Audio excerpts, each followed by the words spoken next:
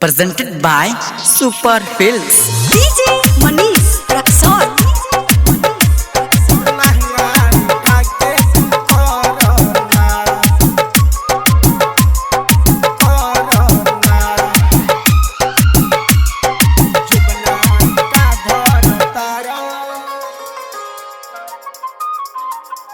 जो बना का धर तारा हमारा लहंगा उठा के तू कलना, लहंगा उठा के तू कलना।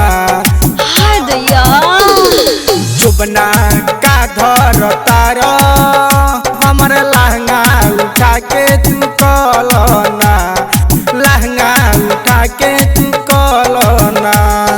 जी कहना चाकन बा ऊपर से नीचवा आके ये भतरू रगड़ना।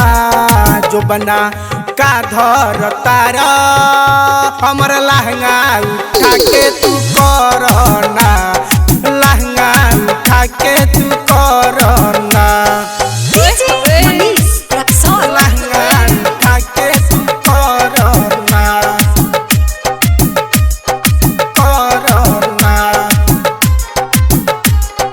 जो बना का धर तारा हमर लहंगा उठा के तू करना। ढोरिया के निचवा के डोलना, चिजवा के फेंको जवनिया के पनिया हो।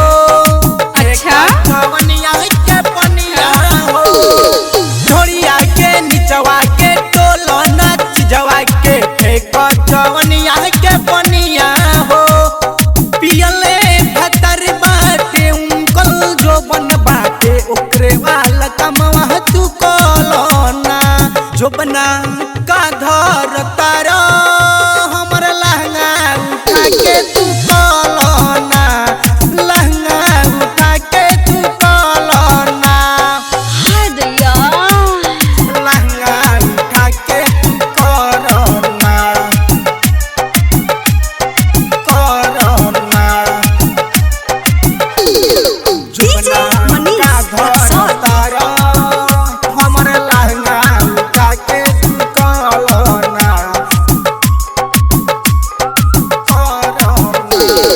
लहंगा उठा के तू करना। खोलना चोलिया के खलमल पुआवा के देखना कैसे ही अलगल बा हो।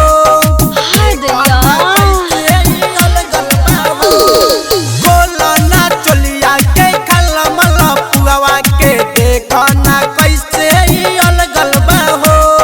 राइटर सौखत पवन अकेला चोलिया के चिजवा के मलना। जो बना का धर तारा हमर लहंगा उठा के तू कलना, लहंगा उठा के तू कलना। Super Recording Studio, Adapur.